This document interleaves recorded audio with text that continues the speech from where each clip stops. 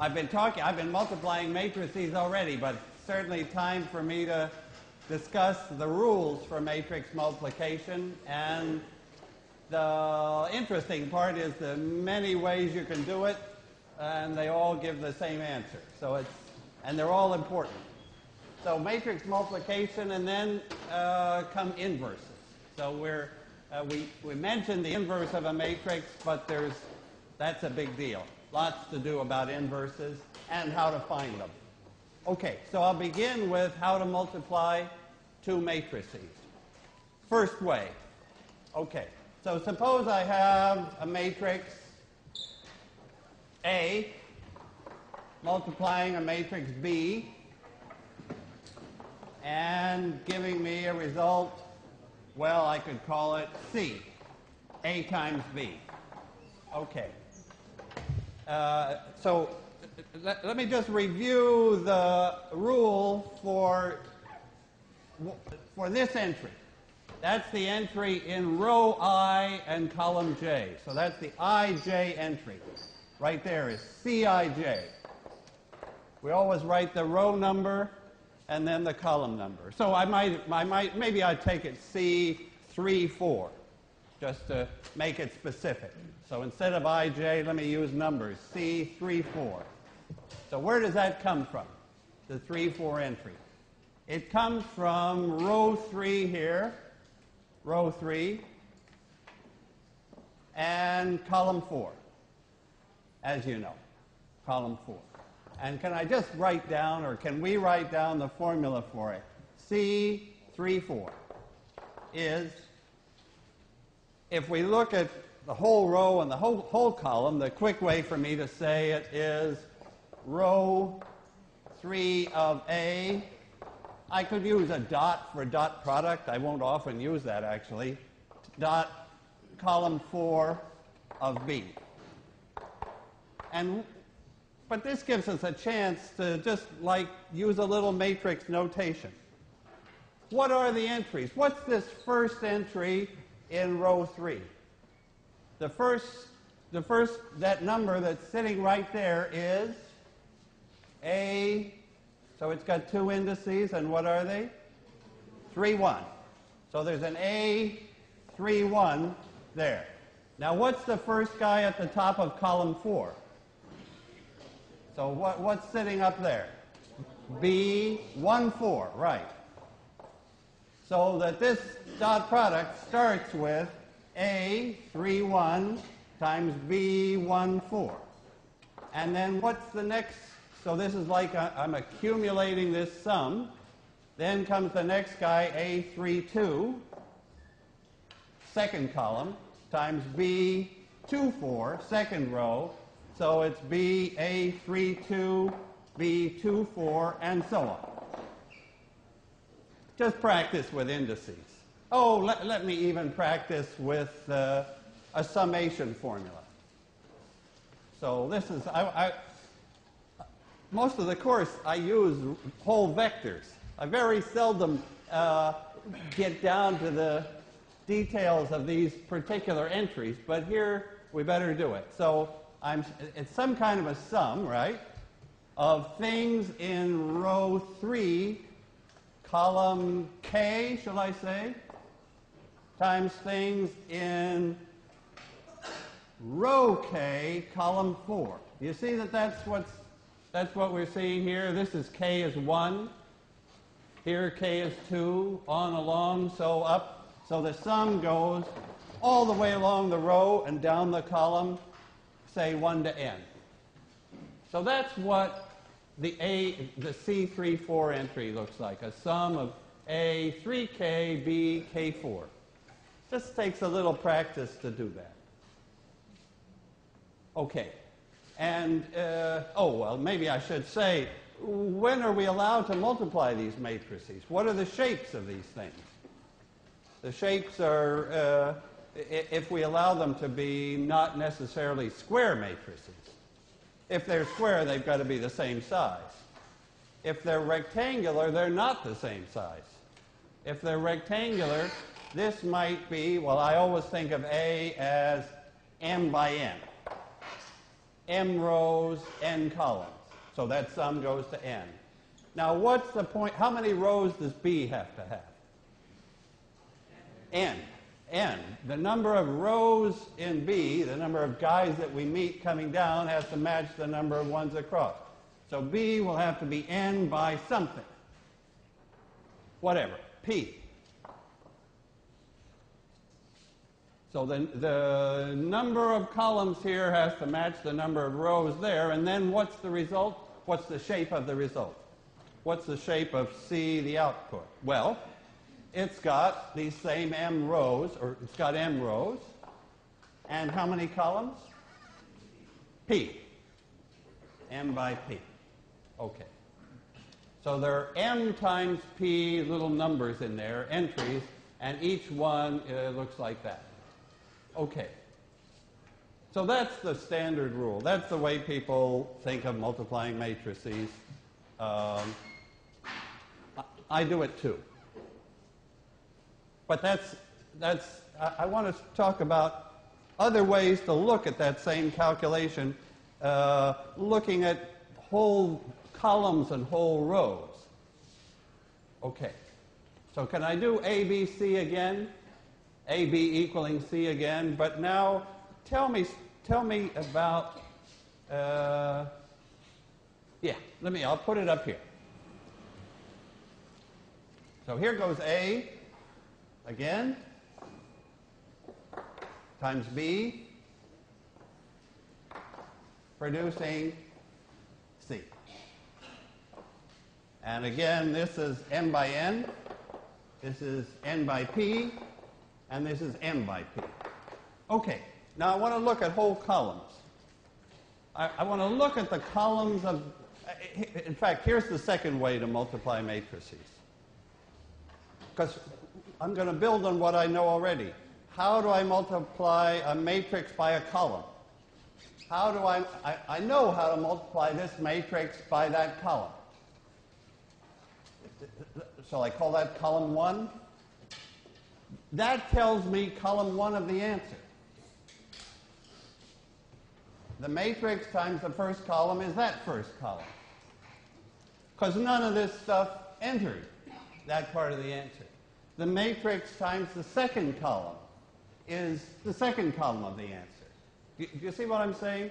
That I could think of multiplying a matrix by a vector, which I already knew how to do, and I can think of the vector, I can think of just P columns sitting side by side, just like resting next to each other. And I multiply A times each one of those, and I get the P columns of the answer. Do you see this is quite nice. To be able to think, okay, matrix multiplication works so that I could just think of having several columns, multiplying by A, and getting the columns of the answer. So, like, here's column 1. Shall I call that, shall I call that column 1? And what's going in there is A times column 1.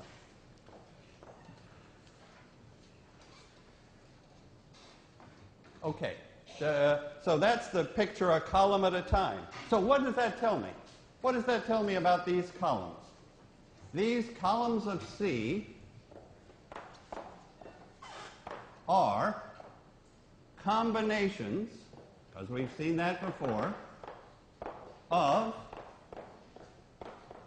columns of A. Every one of these comes from A times this. And A times a vector is a combination of the columns of A. And, right, and it makes sense, because the columns of A have length m, and the columns of C have length n. And every column of C is some combination of the columns of A. And it's these numbers in here that tell me what combination it is. Do you see that? That in that answer C, I'm seeing stuff that's combinations of these columns. Now, suppose I look at it That's two ways now. The third way is look at it by rows. So now let me change to rows. Okay. So now I can think of a row of A multiplying all these rows here and producing a row of the product. So this row takes a combination of these rows, and that's the answer. So these rows of C are combinations of what?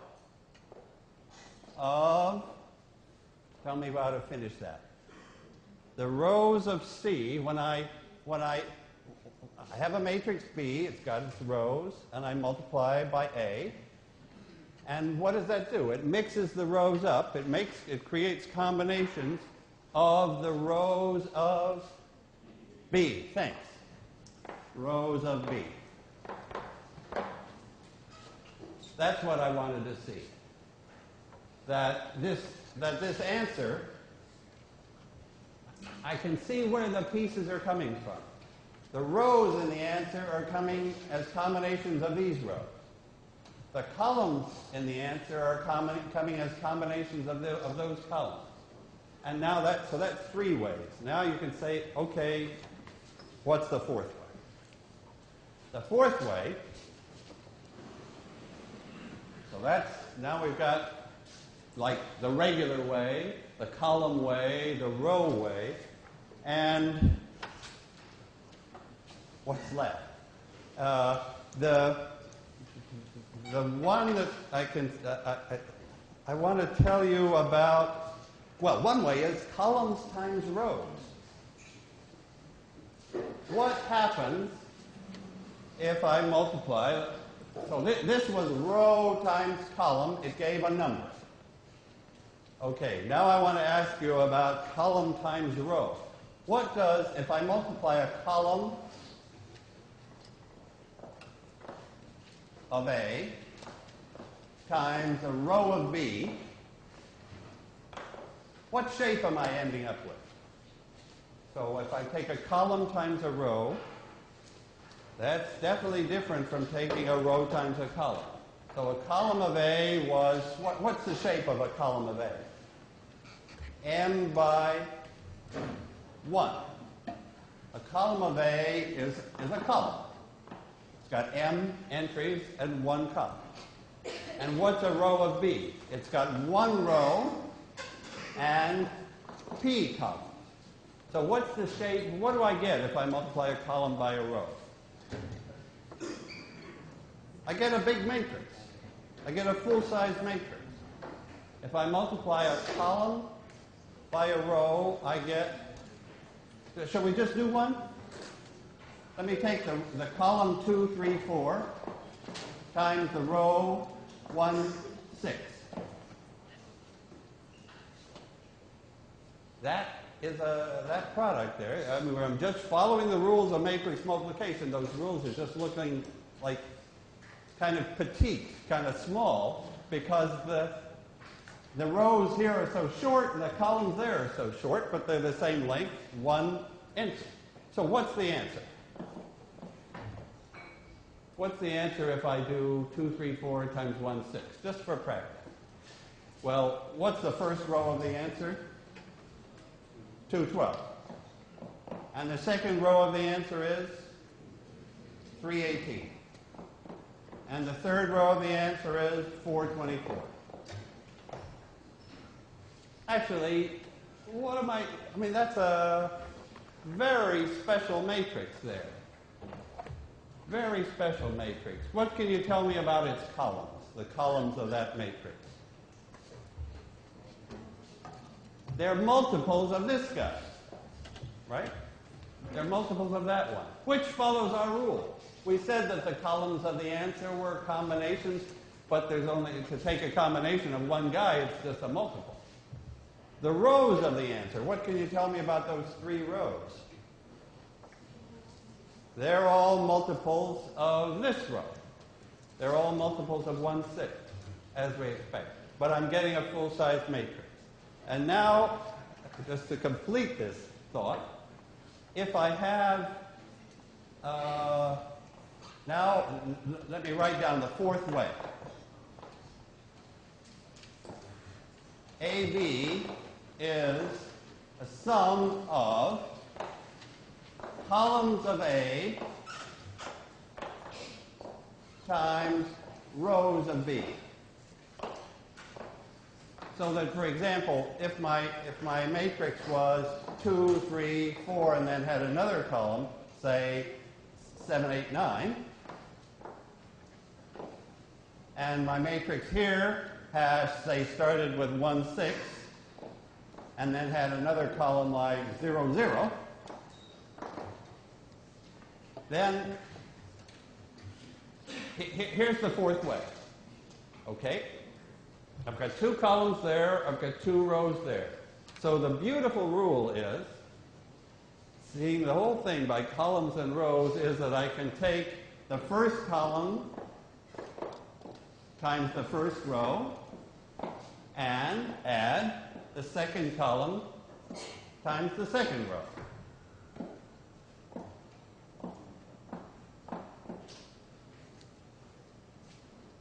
So that's the fourth way, that I can take columns times rows, first column times first row, second column times second row, and add. Actually, what will I get? What will the answer be for that matrix multiplication? Well, this one is just going to give a 0, so in fact, I'm back to this. That's the answer for that matrix multiplication. I'm sort of like happy to put up here these facts about matrix multiplication because it gives me a chance to write down special matrices like this. This is a special matrix. All those rows lie on the same line. All those rows lie on the line through 1, 6. If I draw a picture of all these row vectors, they're all the same direction. If I draw a picture of these 2 column vectors, they're in the same direction. Later, I would use this language. Not too much later, either. I would say the row space, which is like all the combinations of the rows, is just a line for this matrix. The row space is the line through the vector 1, 6. All the rows lie on that line. And the column space is also a line. All the columns lie on the line through the vector 2, 3, 4. So this is like a really minimal matrix. And it's because of these ones. Okay, so that's the third way. Now, even, will you take, this is, I want to say one more thing about matrix multiplication while we're on the subject. And it's this. You could also cut the matrix into blocks and do the multiplication by blocks. Yeah, that's actually so useful that I want to mention it. Block multiplication. So I could take my matrix A and I could chop it up, like maybe just for simplicity, let me chop it into 4 square blocks. Suppose it's square. Let's just take a nice case. And B, suppose it's square also. Same size. So these sizes don't have to be the same. What they have to do is match properly. Here they certainly will match. So here's the rule for block multiplication. That if this has blocks like A, so maybe A1, A2, A3, A4 are the blocks here, and these blocks are B1, B2, B3, and B4, then the answer I can find block. I can find that block, and if you tell me what's in that block, then I'm going to be quiet about matrix multiplication for the rest of the day. What goes into that block? You see, these matrices might be like 20 by 20 with blocks that are 10 by 10 to take the easy case where all the blocks are the same shape. And the point is that I could multiply those by blocks. And what goes in here? What's that block in the answer? A1, B1. That's a matrix times a matrix. It's the right size, 10 by 10. Any more? Plus, what else goes in there? A2, B3, right? It's just like block rows times block columns. Nobody, I think, not even Gauss, could see instantly that it works.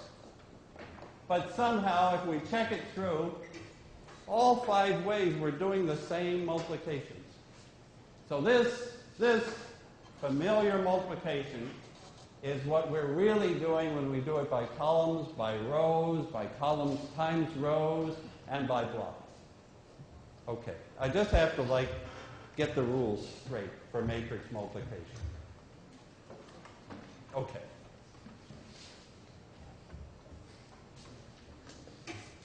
All right, I'm ready for the second topic, which is inverse.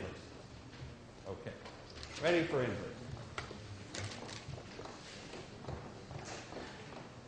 And let me do it for square matrices first.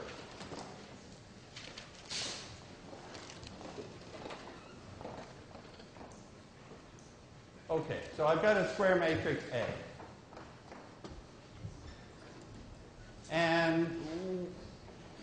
And it may or may not have an inverse, right?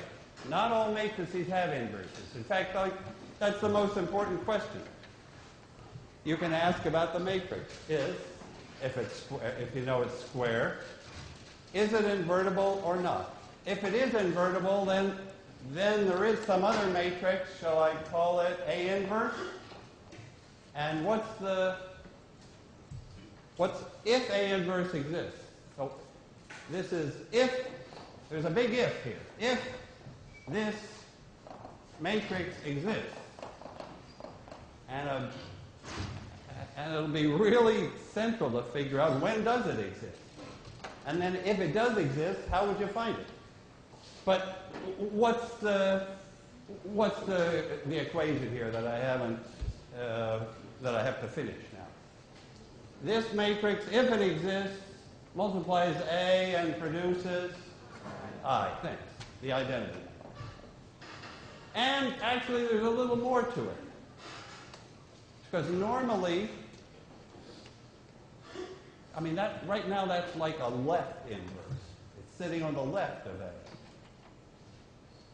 But an inverse for a square matrix could be on the right as well. So this is true too. That if I have in fact, this is probably this is something that's not easy to prove, but it works. That for square matrices, a left inverse is also a right inverse. If I can find a matrix on the left that gets the identity, then also that matrix on the right will produce that identity. For rectangular matrices, we'll see a left inverse that isn't a right inverse. In fact, the shapes wouldn't allow it. But for square matrices, the shapes allow it, and it happens. If A has an inverse. Okay, so give me some cases. Let's see, I hate to be negative here, but let's talk about the case with no inverse. So these matrices are called invertible or non-singular.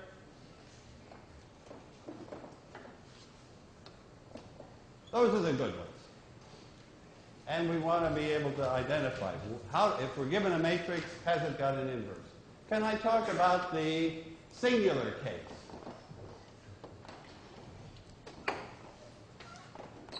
No inverse. All right. Best to start with an example. Tell me an example. Let's get an example up here. Let's make it 2 by 2. of a matrix that has not got an inverse. And let's see why. Let me write one up. No inverse. Let's see why. Let me write up 1, 3, 2, 6.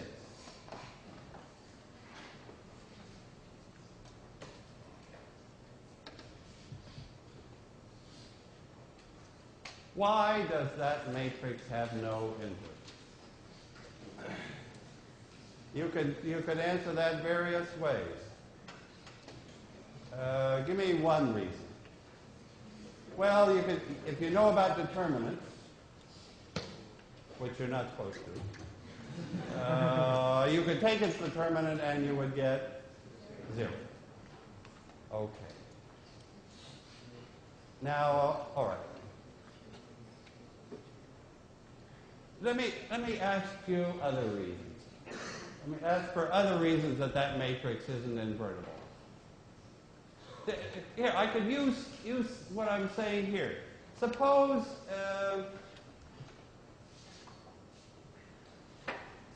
A times some other matrix gave the identity.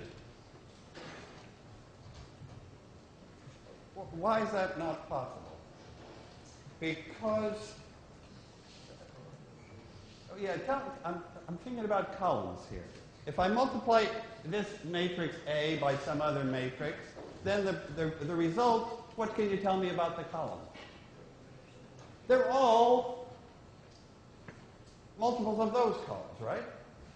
If I multiply A by another matrix, the product has columns that come from those columns. So can I get the identity matrix? No way. The columns of the identity matrix, like 1, 0, it's not a combination of those columns. Because those two columns both lie on the same line. Every combination is just going to be on that line, and I can't get 1, 0. So do you see that sort of column picture of the matrix not being invertible? In fact, here's another reason. Oh, this is even a more important reason. Well, how can I say more important? All those are important. This is another way to see it. A matrix has no inverse. Now, this is important. A square matrix won't have an inverse if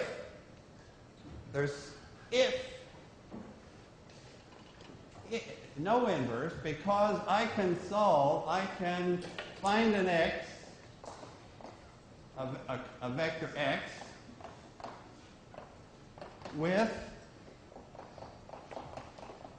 A times x giving 0. This is the reason I like best.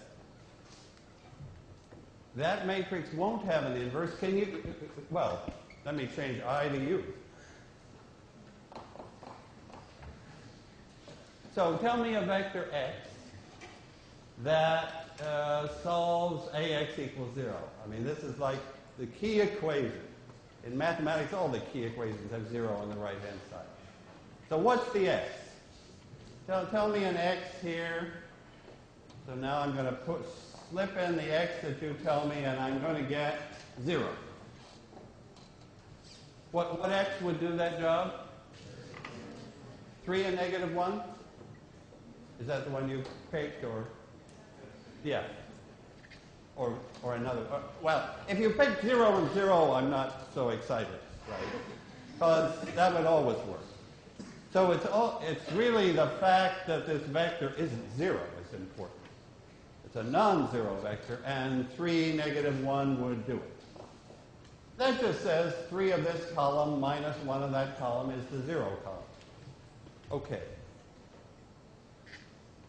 So now I know that A couldn't be invertible. What's the reasoning? If AX is 0, suppose I multiplied by A inverse. Yeah. Well, here's the reason. This is why this spells disaster for an inverse. A matrix can't have an inverse if some combination of the columns gives nothing. Because I could take AX equals 0, I could multiply by A inverse, and what would I discover? Suppose I take that equation and I multiply by, if A inverse existed, which of course I'm going to come to the conclusion it can't. Because if it existed, if there was an A inverse to this dopey matrix, I would multiply that equation by that inverse and I would discover X is 0. If I multiply by A inverse on the left, I get X. If I multiply by A inverse on the right, I get 0. So I would discover X was 0. But X is not 0. This guy wasn't 0. There it is. 3 minus 1. So, conclusion. Only it takes us some time to really work with that conclusion. Our conclusion will be that non-invertible matrices, singular matrices, some combination of their columns gives a 0 column. They take some vector x into 0, and there's no way A inverse can recover it. Right? That's what this equation says. This equation says I take this vector x, and multiplying by A gives 0. But then, when I multiply by A inverse, I can never escape from 0. So there couldn't be an A inverse. Where here, okay, now fix, all right, now let me take all right, back to the positive side. Let's take a matrix that does have an inverse. And why not invert it? Okay. So let me take, on this third board, a matrix. So I fix that up a little. Tell me a matrix that has got an inverse. Well, let me say 1, 3, 2. What shall I put there? Well, don't put 6, I guess is right. Do you want any favorites here? 1 or 8? I don't care. What, 7? 7. Okay. 7 is a lucky one. All right. 7. Okay. Okay. So now what's our idea? We believe that this matrix is invertible. Those who like determinants have quickly taken its determinant and found it wasn't 0. Those who like columns, and probably that department is not totally popular yet, but those who like columns will look at those two columns and say, hey, they point in different directions, so I can get anything. Now, let me see, what do I mean? How am I going to compute A inverse? So A inverse, here's A inverse, and I have to find it. And what do I get when I do this multiplication? The identity.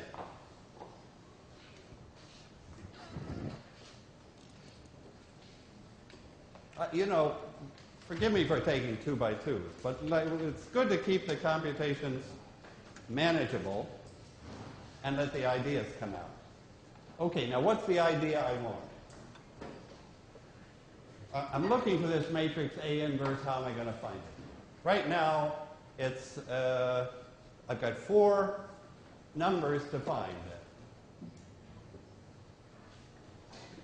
I'm going to look at the first column.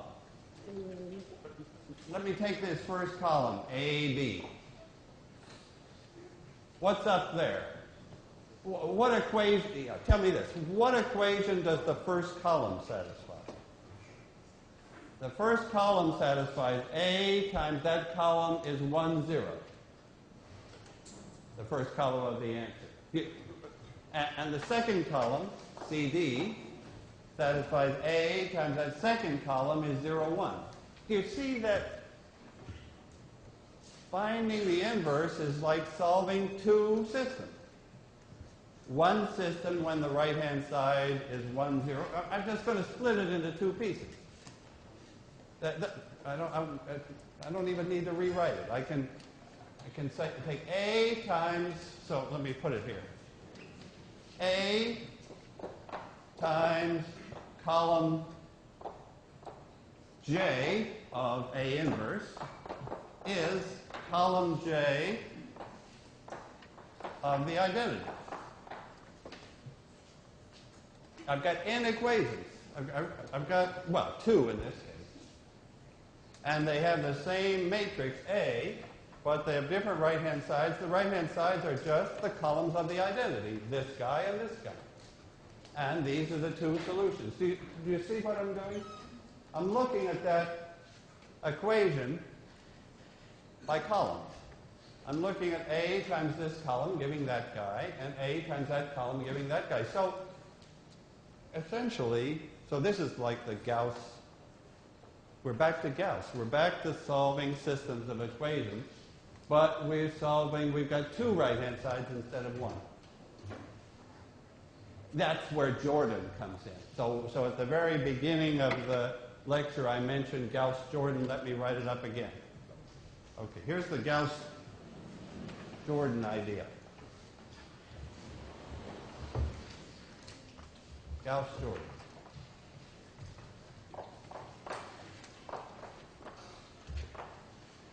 Is solve 2 equations at once. Okay, let me show you how the mechanics go. How do I solve a single equation? So the 2 equations are 1, 3, 2, 7 multiplying AB gives 1, 0. And the other equation is the same 1, 3, 2, 7 multiplying CD gives 0, 1. Okay. That'll tell me the 2 columns of the inverse. I'll have the inverse. In other words, if I can solve with this matrix A, if I can solve with that right-hand side and that right-hand side, I'm invertible. I've got it. Okay. And Jordan sort of said to Gauss, solve them together, look at the matrix. If we just solve this one, I would look at 1, 3, 2, 7. And how do I deal with the right-hand side? I stick it on as an extra column, right?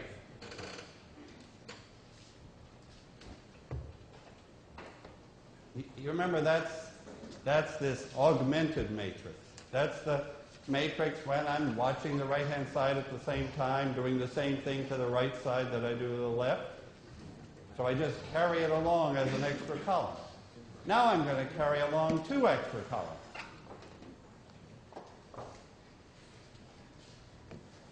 And I'm going to do whatever Gauss wants, right? I'm going to do elimination.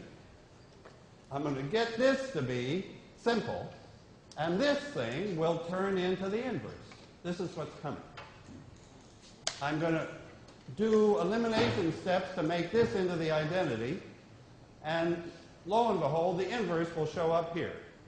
Okay, let's do it. Okay, so what are the elimination steps? So you see, that here's my matrix A, and here's the identity, like stuck on, augmented on. Yeah. Did I? Oh, no, they weren't supposed to be switched. Sorry, thanks. Okay. Thank you very much.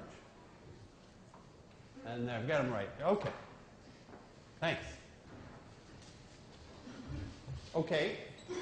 So let's do elimination. All right, it's going to be simple, right? So I take 2 of this row away from this row. So this row stays the same. And 2 of those come away from this. That leaves me with a 0 and a 1. And 2 of these away from this. Is that what you're getting? After 1 elimination step, let me sort of separate the left half from the right half. So 2 of that first row got subtracted from the second row. Now this is in upper triangular form. Gauss would quit, but Jordan says keep going. Use elimination upwards. Subtract a multiple of equation 2 from equation 1 to get rid of the 3. So let's go the whole way. So now I'm going to, this guy is fine. But I'm going to, what do I do now? What's my final step that produces the inverse? I multiply this by the right number to get up to there, to remove that 3. So I guess since this is a 1, there's the pivot sitting there. I multiply it by 3 and subtract from that. So what do I get? I'll have 1, 0. Oh, yeah, that was my whole point. I'll multiply this by 3 and subtract from that, which will give me 7. And I multiply this by 3 and subtract from that, which gives me a minus 3.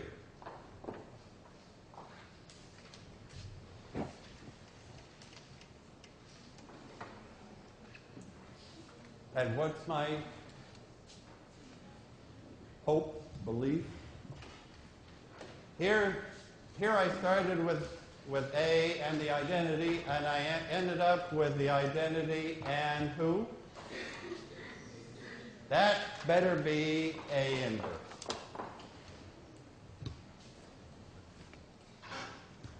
That's the Gauss-Jordan idea. Start with this long matrix, double length AI. Eliminate until this part is down to I. Then this one must be, for some reason, and we got to find the reason, must be A inverse. Shall I just check that it works? Let me just check that. Can I multiply this matrix, this part times A? I'll carry A over here. And just do that multiplication. You'll see I'll do it the old-fashioned way. 7 minus 6 is a 1. 21 minus 21 is a 0. Minus 2 plus 2 is a 0. Minus 6 plus 7 is a 1. Check. So that is the inverse. That's the Gauss-Jordan idea. So one of the homework problems, or more than one, for Wednesday, will ask you to go through those steps. I think you just got to go through Gauss-Jordan a couple of times. But just to see the mechanics. But the important thing is what happened? Why did we get A inverse there? Let me ask you that.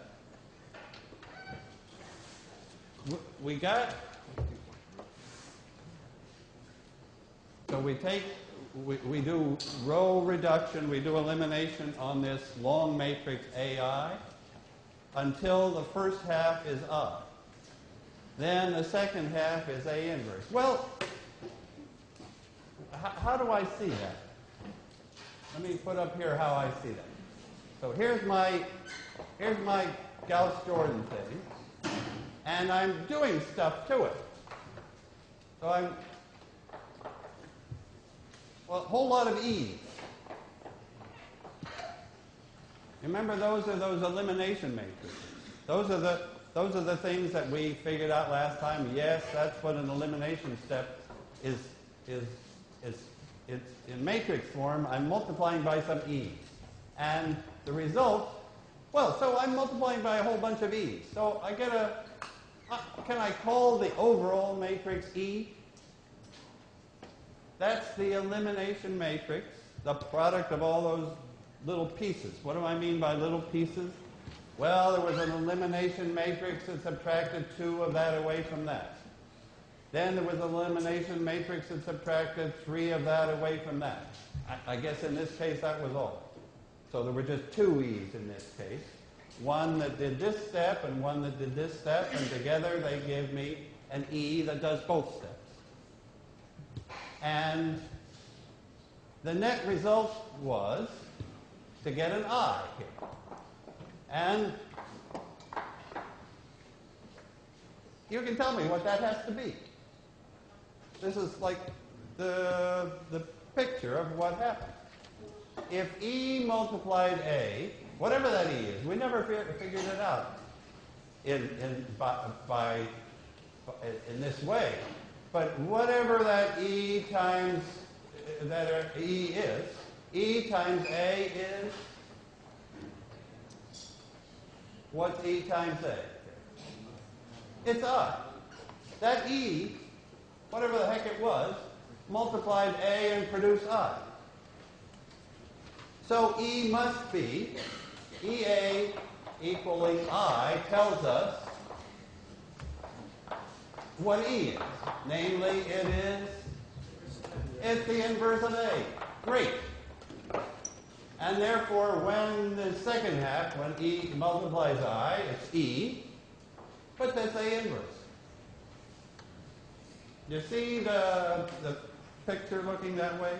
E times A is the identity.